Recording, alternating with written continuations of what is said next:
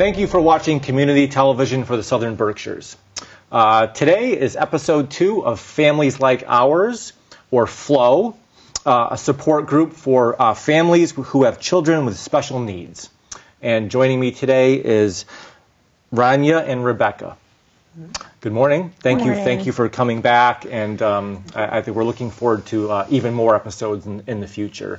Thank you for having us. So we all have children with autism and I would say ADHD, and the topic of today's program is ADHD. And I just wanted to start by saying I think the term is often used very loosely, you know, like I'm forgetful or I'm not paying attention, it's my ADHD. But to those adults and children who, you know, have a diagnosis of ADHD, it can be quite difficult, and as parents we have to offer, you know, accommodations and learn, you know, little tricks to help the youngsters along. So we're parents and families. We're not psychotherapists. We're not doctors, and we're doing our best. And this support group is really great because sometimes I've said in the past, people live in their bubble and they feel isolated and alone. And I think this is a great idea to get all these families together and find out what works best and what supports we can give our kids. So let's start out with what is ADHD and how does it show up in children? Sure. So ADHD stands for Attention Deficit Hyperactivity Disorder. It's really a neurodevelopment condition that really just means the brain develops differently. They might learn differently, do things differently. The steps they take might have to be broken down a little bit. And it affects children and adults. So how does it really show up? It looks just really what the title says, right? Like it's attention deficit, where you might have to ask a traditional question 6 times before that child even hears you. Or it might be that hyperactivity where sometimes you're noticing that something overstimulates them and they're at a very heightened state and need coping skills to come back down to a level that you can actually speak to them and make progress. Absolutely.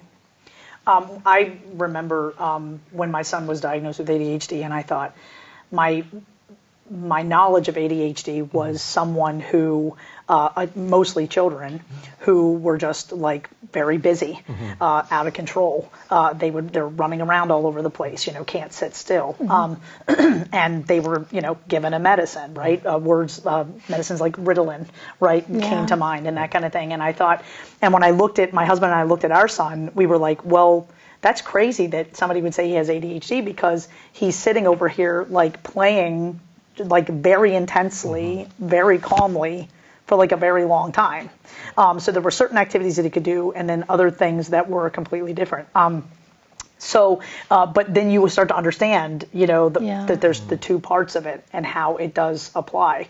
That he, you know, and then he also has ASD. So the attention that he was giving to that one real activity intensely was a preference. That's what he prefers to do.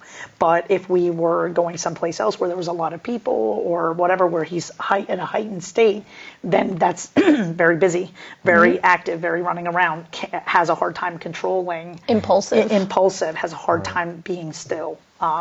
And so it does kind of show up very differently and hard to manage to know what the right approaches should be. Yeah, I always think it's easier to identify or see ADHD in an adult. You know, like, so if you're having a conversation and that person has to maybe just, they can't pay attention or they have to walk away or pace or something like that. But in a child, it's kind of difficult because I think I struggle with, is he being an 11-year-old? Right. Or you know, or is it the ADHD that's really keeping him from, you know, processing? Absolutely. You know, it's what's a part of the developmental process of a child. Right. And what does that autism umbrella really look like? Because a lot of us just assume when we're first diagnosed that that's part of the autism diagnosis. Only later, as your kids get older, you start to see a little bit more of that, and it really becomes what's driving the bus today. Is it the autism? Is it the ADHD? Sometimes it's OCD. So it really gets you really have intense moments where you have to take a step back and say, is this because of neurotypical behavior, right? Like you just said, is this typical of a 5-year-old or a 10-year-old? Or are we looking at something a little different that we need to approach differently? Right. Is he not listening? Or is this really just he's having a really hard time focusing because there's a million other things going on that he's paying attention to? So then it's like internal, external. So like what's going on internally, the way your brain is wired, the way you think about things, the way you feel about things, what with all of your senses, what you're seeing. And then there's the external of like, oh my gosh, there's 1,500 people in here and I don't know what to do with this. Or it can get very intense. Like, I want these cars to be this way. The sky isn't blue today. Why? Right. You know, I'll give you an example. My child likes to watch Hot Wheels. We found some Hot Wheels videos, right, that he can see the cars racing and stuff. Sometimes it's just it becomes laborious to play with the cars after a while, and that's just a little more coping and relaxing for him. It doesn't matter. You would think that like it's like a race, right? It's like an hour-long video. It's a race. It's like 15 minutes in. You would think that he would just want to pick up where he left off. Like you would a movie, right, or a show. Yeah. Nope. Got to go back to the beginning. And it doesn't matter if he's seen that 15 minutes, 600 many times. Yep. It needs to be at the beginning. And that's. I mean, is that a preference? But if it is a preference, then why is it a preference, right? That's something inside that you can't really. And then again, you have to like pick and choose the battles. Like, do I care that I have to start back at the beginning? Like, you know what I mean, right? What are you going to pick and choose? Sometimes it's not a big deal, but if you see it every time though, like say if I'm gonna enough cartoon, it's time to go do something else, right? And I'll just go over and shut the TV off. But my son wants to open the app, pause the show, exit Netflix before I turn the TV off, right? So I can clearly see that it's not a one-time thing. It's something he likes to a process he likes to go, and maybe this is more OCD than it is ADHD. I don't know, but it's a process. And also too, I think if the kids want to wear their headphones, it's a clear sign that there's too much going on, too much stimulation, and I think that's it's helpful for me to spell out the situation. Right. For sure. If you feel like you need headphones, then let's go there and let's calm things down. And to me, that's a win-win because now you don't have to also listen to it for the 800th time. I will often joke that if my son watches a favorite YouTube video, right now he's really into vowels. I always say his superpower is language.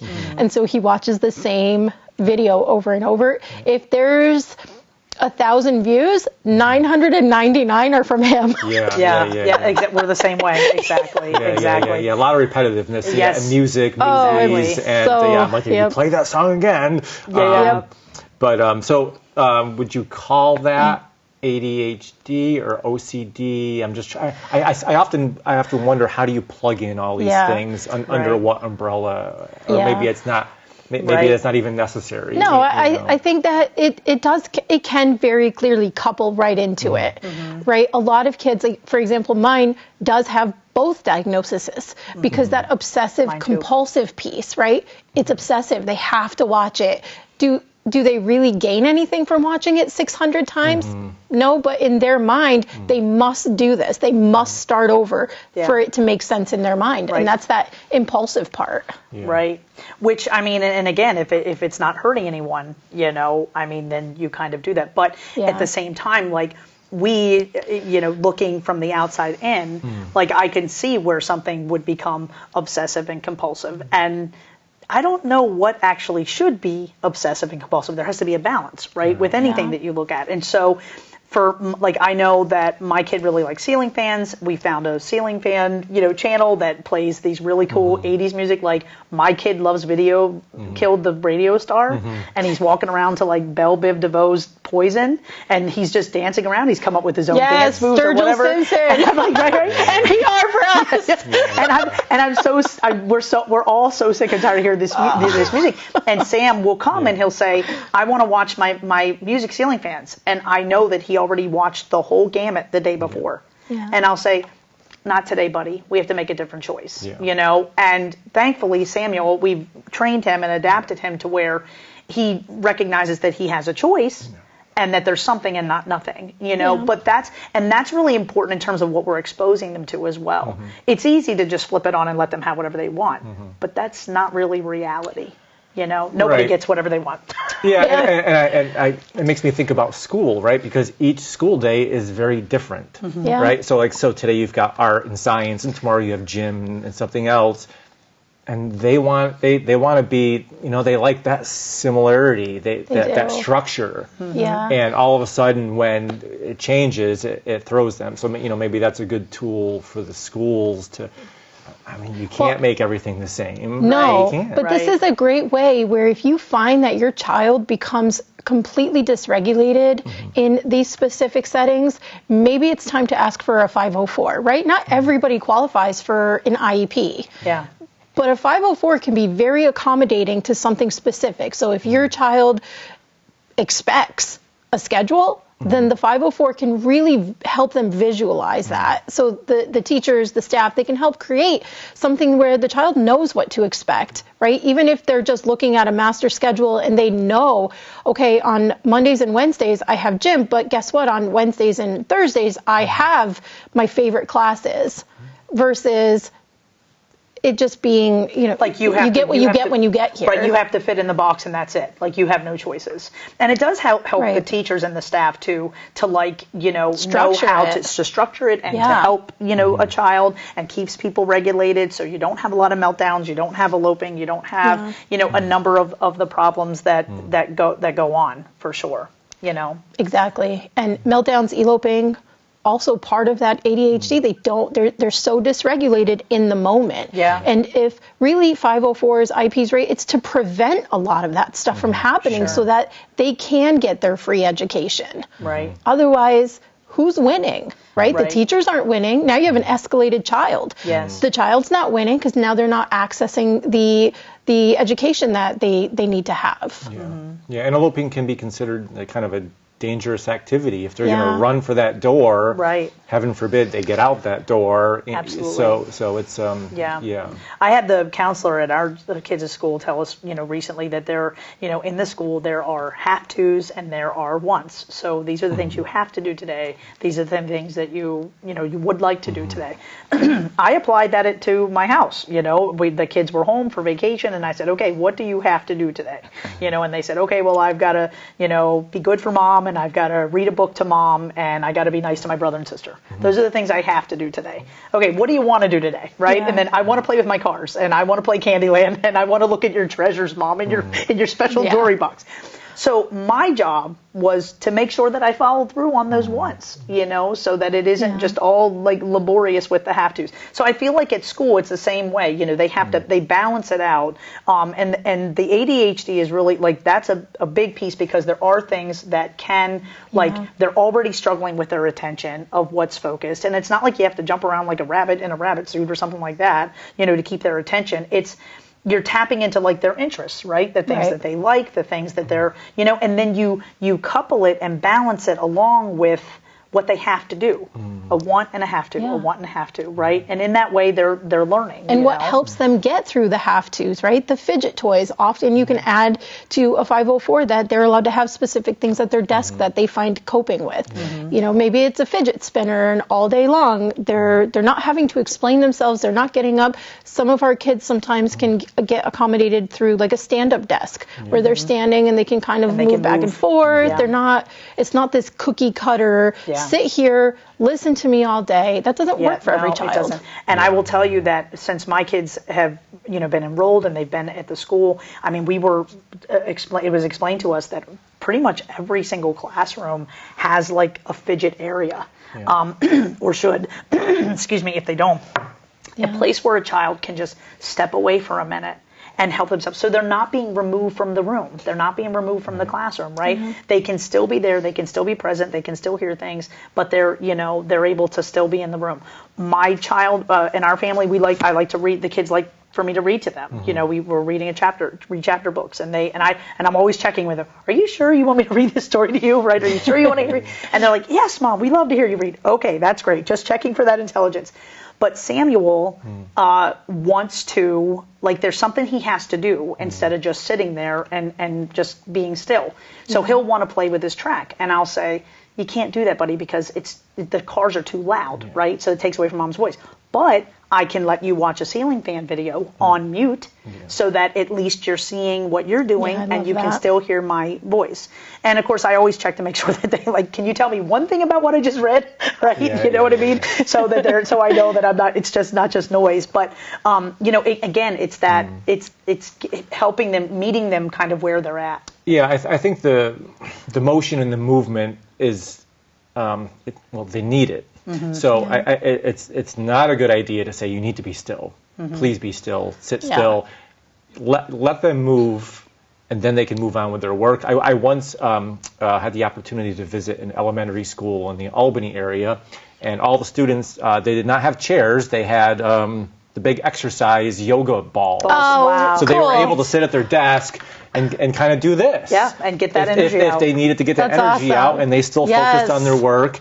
And I don't want to get off onto a tangent here, but for Christmas I bought my son it's an inflatable, maybe twice the size of this table. It's a a U-shape inflatable. So when he watches TV, he can rock back and forth, or he can sit back. Yeah, it has the movement. And then when I got it, it's his favorite thing now. But I said, all this time I've been sitting on this static couch that has no texture, right? No movement, and not attractive to them, right? So it's just something simple like that. Absolutely, and so it's important. Like when you're watching video and you have this special chair that Dad got you, is amazing.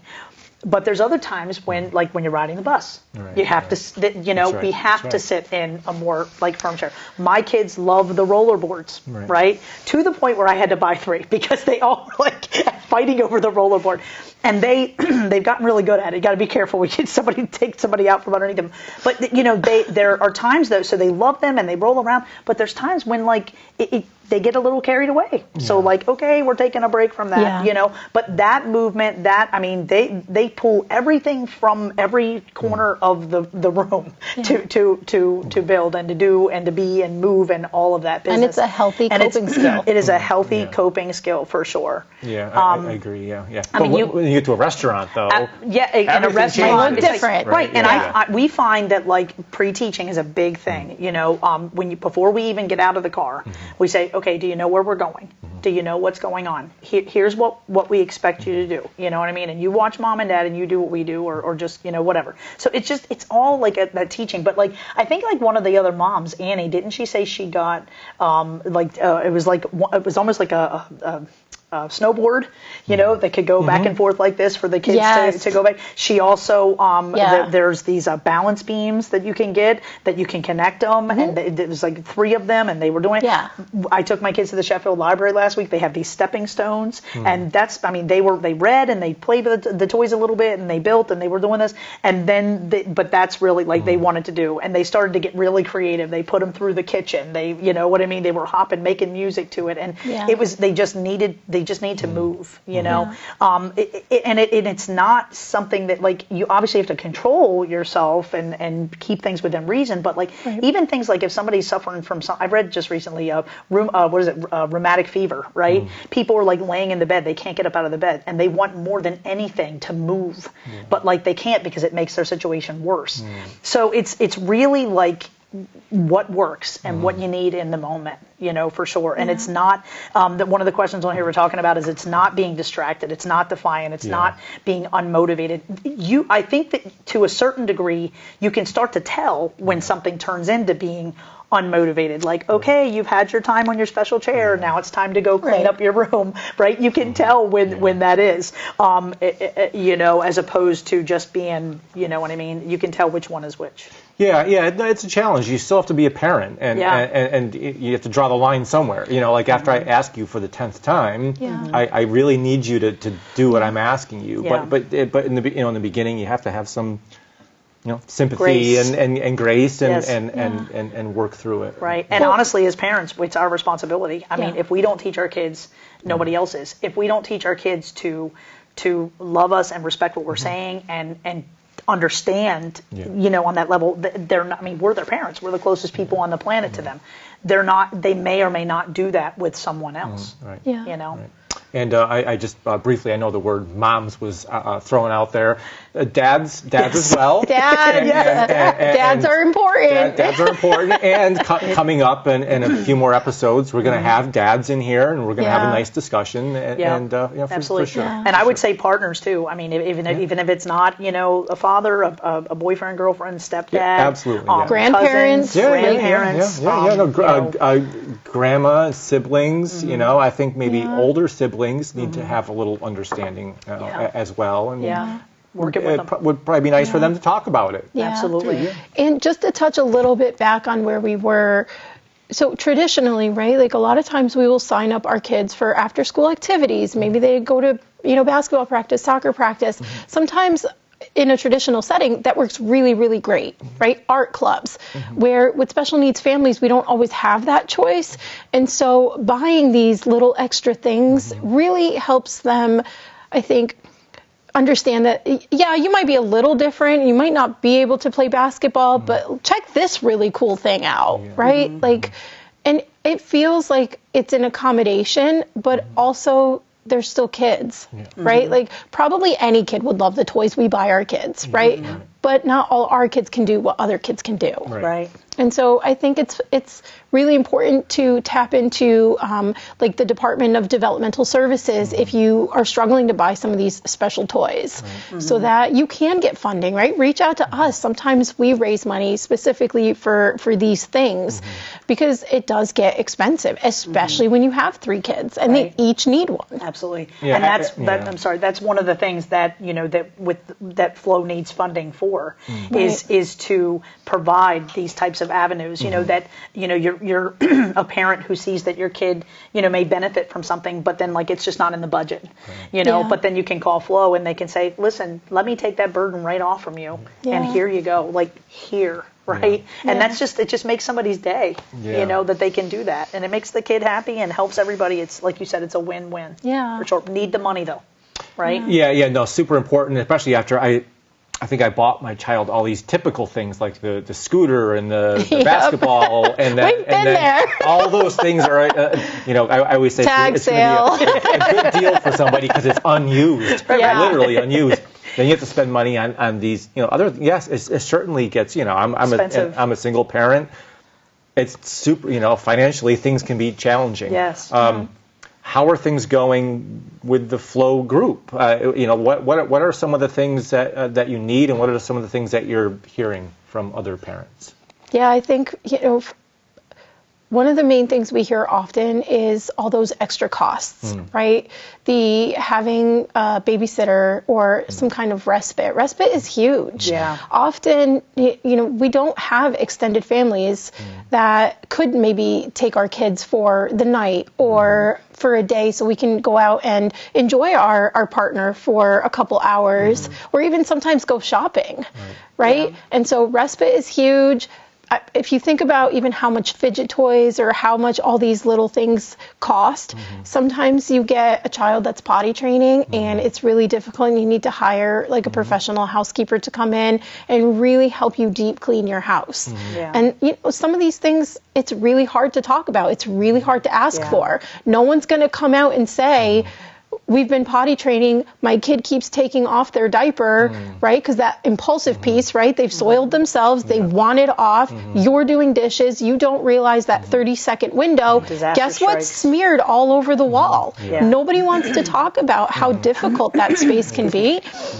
But I think that's when we can come in and say, let us help you with this, right? Let us give a local housekeeper $50 to come in and help you clean this. And FLO is the place where, because they built the rapport and because they spent the time getting to know and this community, it is a safe place where they feel like they could share that information and be able to be a little more vulnerable and reach out for help in a very, very difficult situation such as that. Oh yeah, no, what a great resource. Can you talk about? We were talking earlier about the Brookshire South swimming and even some possible upcoming karate classes that are designed for these. Yeah. Yeah. So I'll let Rebecca talk about swim after I tell you what the program is, because her family actually attends. So we went to Berkshire South, who's amazing, and really does well at hearing us. And so we were able to create this 1 hour a week where families could go with their kids, their whole families, and really use the hour to swim together. There's 2 different programs. So our program is on Fridays at noon. You can go with your family. It's free to all our families, and families really use the hour to be together. There's the therapy pool there, and the splash pads and lifeguards, right? Things we kind of need, extra eyes. But then Berkshire South also has an adaptive swim program that has teachers, really, right? Swim teachers that come in and they really do a good job at one-on-one and teaching your kid how to safely swim in the water. Yeah, and so I will say that our family's completely benefited from it, and it's I know that they're very limited though on how many people that they have. They do a, not to put a plug in for them, but they do like the Splash-a-thon that's coming up where they're raising money for an adaptive swims program, because honestly, what you're really seeing is this increase in a need for people who need like things to look a little bit different, and yet we need the resources, they need the people, they need the help, and so we're grateful that FLO has provided these types of opportunities, because I don't know how else we would be approaching these things. Basically just go to a friend's pool in the summertime, and just try to let them float around and get used to the water. If you have a friend with a pool, if you have a friend I don't have any friends with pools who is willing to like deal with like your kid, like we're going to Rebecca's backyard. There's a little river. Yeah, exactly. My kid doesn't want their suit on anymore. How do you deal? You know what I mean? Right? So it can get that way. But yeah, no. So that's really, really huge. One of the things that we said was, how can we support our families? And one of the hardest parts about parenting a child, you're already like living in your home with these things, and then when you try to branch out to become unisolated and to help and serve your kid. Sometimes it's just daunting and overwhelming to figure out like how do I make this work for our family. And I can only speak for myself, and I'm sure other people would agree though within FLO, is that once we stumbled on FLO, it was like things started to become possible for us then. All of our activities that we're doing really with the children are really kind of FLO based, because that's where they are right now. They love it. We're so without that, I don't really know how we would approach, because how do you go to like Berkshire South? How do you go to the school? How do you go to the Zen Quest? How do you go to the libraries or whatever and say, hey, how can you help our kids? Right. And so I think behind the scenes, what we're doing is going to these places like Berkshire South, like Zen Quest for karate classes, like the libraries, like Nomkeg and Tanglewood, to say, we want to come too, but here's how we can adapt to our families, right? Maybe we do it at a time where open swim isn't happening and it's super loud. Maybe we host a separate show. Maybe a group of us comes during, off hours, or what's the slowest time? And you mentioned the karate classes. We are piloting this program where often with autism or ADHD, you can see a sense of behavior. And so we've partnered with ZenQuest to really provide a space where kids, either on the spectrum or whatever their ability is, to go into these spaces, feel special, but the program is adapted around their needs, right? Aggression, using safe ways to cope with your anger. But what's really cool about that, exercise, which is huge. What's really, really cool about that is parents are in kind of a side room with cameras so that parents have that sense of safety, because often enough we have to do everything with them. The last thing I will say is that this isn't just a small group of people who are, like I said, going to these places and saying, hey, how can you help our kids? Families Like Ours is serving over 200 families now. And that is that's a cry right there at like, hey, we're here. And, and so it is a way for these other entities, Namkeg, Tanglewood, that's not what they're all about, but they want people using the facilities. They want people using their organizations and everything. They want to reach different people and be a part of the community. Yeah.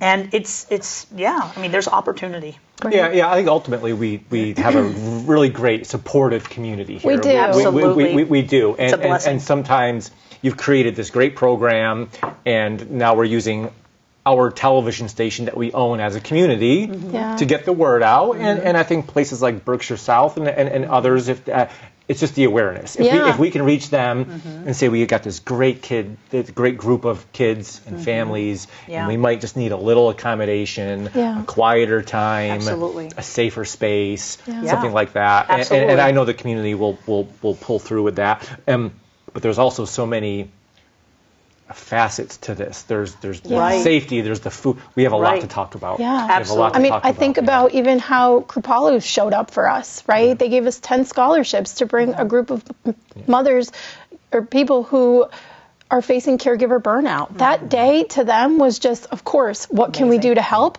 But to us, it was the one day of the year that we actually got to focus on ourselves and mindful breathing and yoga, and it was just an amazing opportunity. Lots of good food. Good food. Yeah. Yes. That sounds like such a good space. Yes. Quiet. So, all right, well, here's to creating more awareness, more partnerships, and more families, and that's all the time we have for today. But moving forward, I think we have a lot to talk about, and I think you're going to see this your program grow and meet more and more people who can be of assistance. Absolutely. So I'm looking forward to seeing everyone next time, and each time we meet, we'll have a certain topic to discuss, and again, how would a family get in touch with FLO? Yeah, so we have a really active Facebook. So if you at the very least, you can always just find us on Facebook, Families Like Ours. We have a website, familieslikeoursinc.com. You can either locate us, send us an email, donate. We have an Instagram page. We like to do videos just to show the real world, real life situations. You can also email me directly, Rania at familieslikeoursinc.com. You can reach out to any of our members. We do have a walk I want to mention. Our 6th annual Autism Awareness Walk and Resource Fair is coming up on April 18th. It's going to be at the Monument High School track. We're going to have, last year we had over 30 vendors that really were resource-based. This is not a place where people are going to sell things. These are places where you can look at, places like Autism of the Sea, a specific cruise designed for families, or transitional places like that. So we're really excited about the walk. If you want to help, if you want to donate, if you want to volunteer, just reach out to us. And you can always call me, 413-854-3971. Great. Thank you, Rania. Thank you, Rebecca. Thank you. I'm looking forward to having many more shows in the future. Absolutely. Thank you for watching Community Television for the Southern Berkshires. Check out episode 1 if you can, and stay tuned for many more episodes. And thank you for watching, and have a great day. Yeah, Great. thank you so much. Thank you so Thanks, much. Rich.